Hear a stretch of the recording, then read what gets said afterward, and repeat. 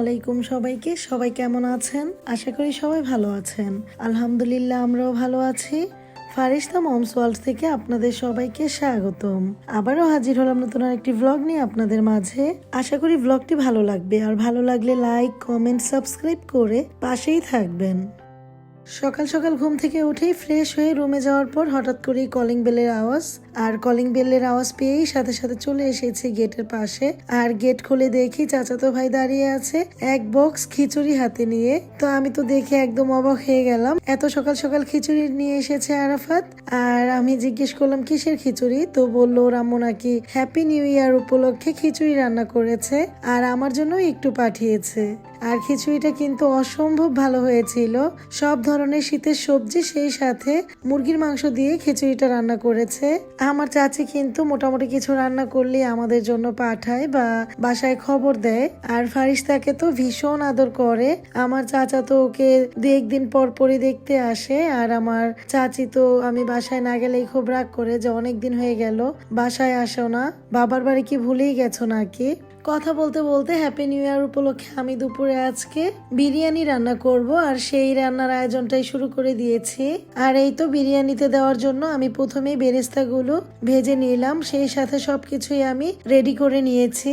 আর এখন মুরগির মাংসটাও রান্না বসিয়ে দেব। আর এর জন্য যা যা মশলা লাগে সবকিছু দিয়ে ভালো মতো কষিয়ে বিরিয়ানি মশলাটা দিয়ে তারপর মাংস দিয়ে ভালো করে কষিয়ে নেব। আর এই তো বছরের প্রথম দিন এত সুন্দর গিফট পেয়ে আমি অনেক খুশি হয়ে গেছি। সকালের নাস্তাটাও আমার বানাতে হলো না। এই শীতের মধ্যে নাস্তা বানাতে কিন্তু ভীষণ কষ্ট, কারণ ইদানিং 2 দিন ধরে যেই শীত পড়া শুরু করেছে। হ্যাপি নিউ ইয়ারের দিন তো মোটামুটি ভালোই শীত পড়েছিল, তবে আজকে তো ল্যাপ কাঁথা কম্বলের নিচ থেকে বের হয়েই যাচ্ছে না, এত পরিমাণ শীত। আর একটু রোদ ওঠেনি, একদম হাড় ভাঙা শীত পড়ে আছে। জানি না আর কতদিন এরকম থাকবে, তবে আজকে আর কালকে 2 দিন ধরে কিন্তু একদম সোয়েটারই খোলা যাচ্ছে না।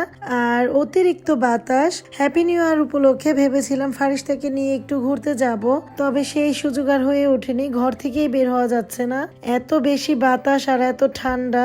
আমি তো আজকে সারাটা দিন রুমের কোনো জানালাও মেলতে পারিনি, একটু ফাঁকা করলেই যেন বাতাসগুলো শো শো করে ঘরে ঢুকে যাচ্ছে, আর অনেক বেশি ঠান্ডা হয়ে যায় রুমগুলো।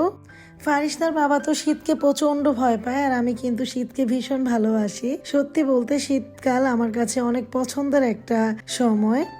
আর শীত শেষে যখন বসন্তকাল আসে, সেই কথা নয়তো আজকে আর না বলবো, বসন্তকালে সেই বসন্তের গল্প হবে। বাহিরে এত শীত দেখে তো ফারিস্তার বাবা বারবার ফোন দিচ্ছিল, বলছিল মেয়ের খেয়াল রাখতে, যেন মোজা পরে থাকে, জামা কাপড় ঠিকঠাক পরে। তবে ফারিস্তা তো এত দুষ্ট হয়েছে, একটুও কিছু পরতে চায় না, মোজা পরালেও বারবার খুলে ফেলে দেয়, আর জামা কাপড়ই পরতে চায় না, যেন ওর মধ্যে গ্রীষ্মকালীন গরম পড়ে গেছে।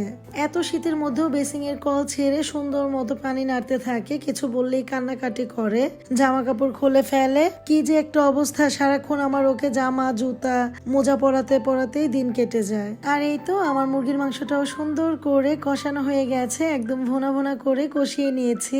এত সুন্দর একটা স্মেল আসছিল। আসলে বিরিয়ানির মশলাটা যখন অ্যাড করা হয় এরপর থেকেই মাংস থেকে এত সুন্দর একটা স্মেল আসে, আমার কাছে তো খুব ভালো লাগে। আর যেহেতু আমি বিরিয়ানি লাভার, আমার কাছে তো বিরিয়ানিটা সবকিছুর ঊর্ধ্বে।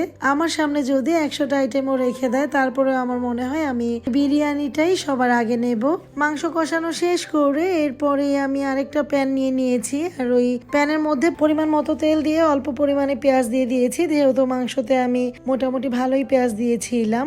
এরপর আমি পেঁয়াজটা সামান্য ভাজা ভাজা করে পুরোপুরি ব্রাউন করে নিই, চালগুলো দিয়ে দিয়েছি। আর চালটা দেওয়ার পর বেশ কিছুক্ষণ নেড়ে চেড়ে ভেজেছি, অনেকক্ষণ আমি ভাজা ভাজা করে তারপর আমি গরম পানি অ্যাড করেছি। আর আজকে মনে মনে একদম নিয়াত করেছিলাম যে আমার বিরিয়ানিটা হতেই হবে, আর এর জন্যই আমি পানি মেপে দিয়েছি, সেই সাথে চালটাও আমি খুব সুন্দর করে ভাজা ভাজা করে নিয়েছি।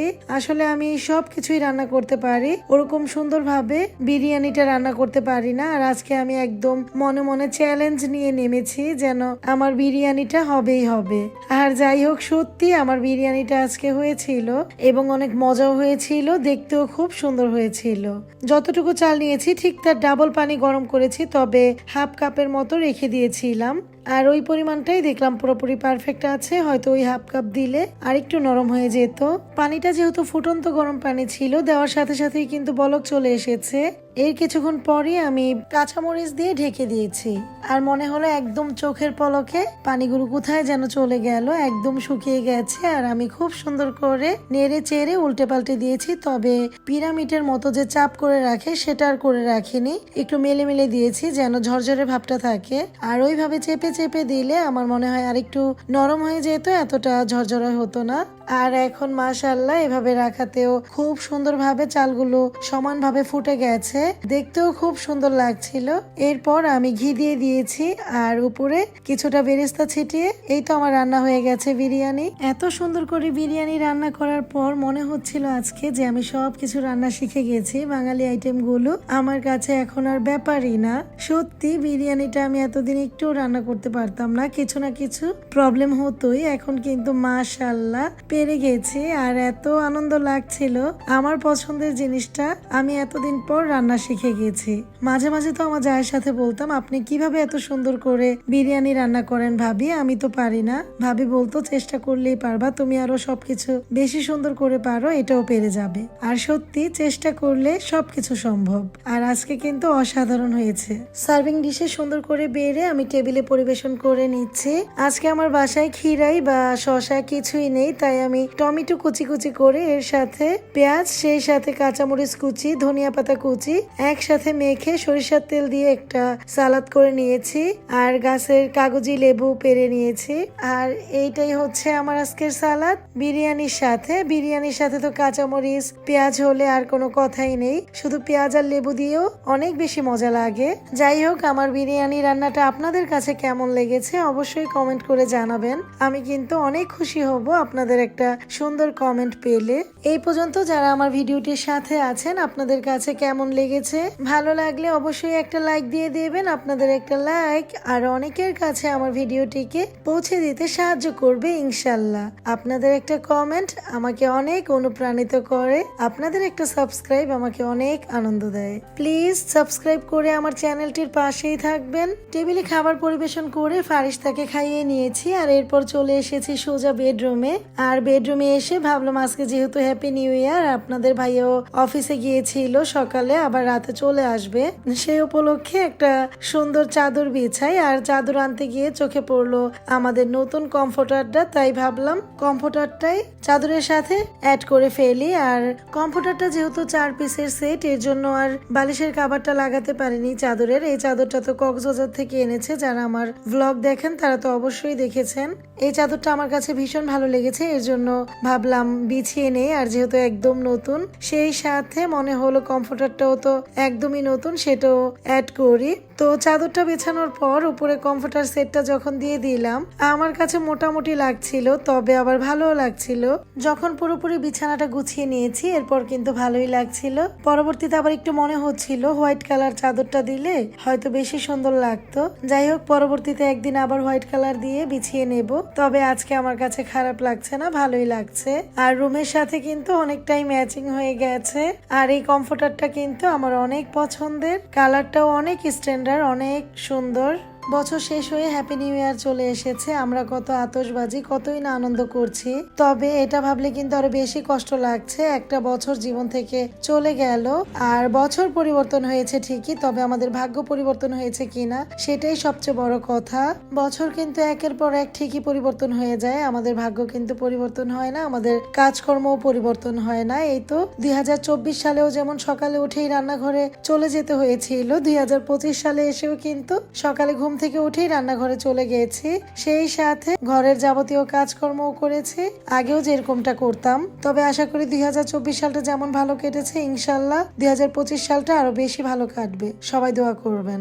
ঘুরিয়ে ঘুরিয়ে আমার সম্পূর্ণ রুমটাই আপনাদেরকে দেখিয়ে দিচ্ছি। আর এই যে কার্পেটের উপরে ড্রেসিং টেবিলের সামনে যেই কুশন দুইটা রেখেছি, সেই সাথে ছোট্ট একটা ফুলের টব রেখেছি। ওই জায়গাটা কেন জানি মনে হচ্ছিল একদম ফাঁকা ফাঁকা, তবে এই কুশন দুইটা দেওয়ার পরে না অনেক বেশি ভালো লাগছে। গিয়েছিল আমার কাছে। আর আপনারা লক্ষ্য করেছেন কিনা জানি না, আমার ড্রেসিং টেবিলের উপরে কিন্তু আমার কোরআন শরীফটা খুব সুন্দর করে রাখা। আর আমার প্রত্যেকটা ফার্নিচারই আমার খুব শখের, আমার বাবা গিফট করেছে আমার বিয়ের মধ্যে। আর প্রত্যেকটা ফার্নিচারই আমি অনেক যত্ন করে রাখি। আমার পুরো সংসারটাই আমার খুব মায়ার, খুব ভালোবাসার। আমি চেষ্টা করি আমার রুম, আমার সংসার, আমার সব কিছু খুব সুন্দর করে রাখতে, খুব পরিপাটি করে গুছিয়ে রাখতে। তো আমার বেডরুমটা গুছানো কেমন হয়েছে, আপনাদের কাছে আমার শান্তির নিটটা দেখতে কেমন লেগেছে অবশ্যই কমেন্ট করে জানাতে ভুলবেন না। আর এইদিকে আপনাদের ভাইয়াও চলে এসেছে আর আমাদের পার্সেলটাও হাতে পেয়ে গিয়েছি।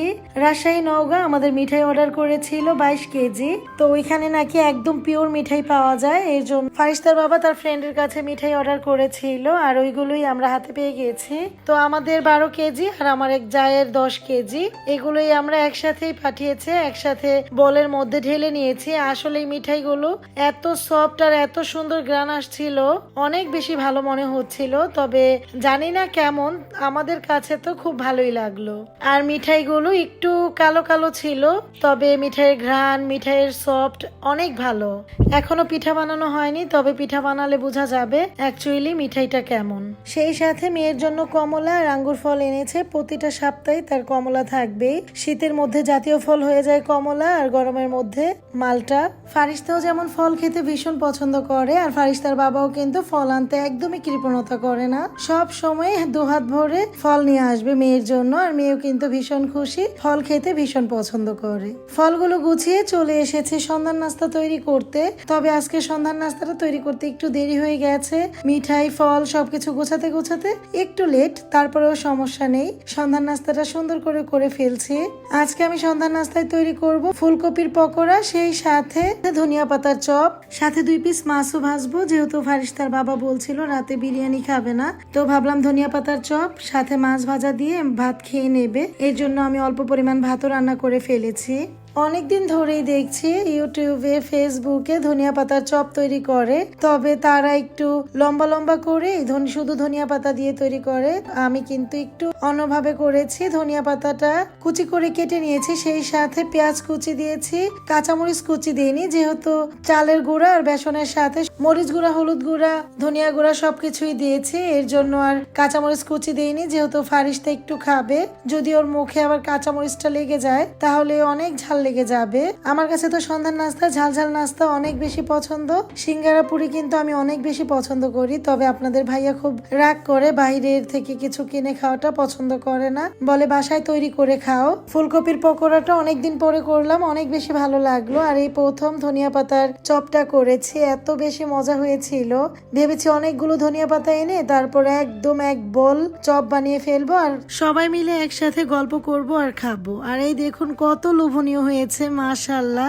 আর খেতেও কিন্তু অনেক বেশি মজা হয়েছিল।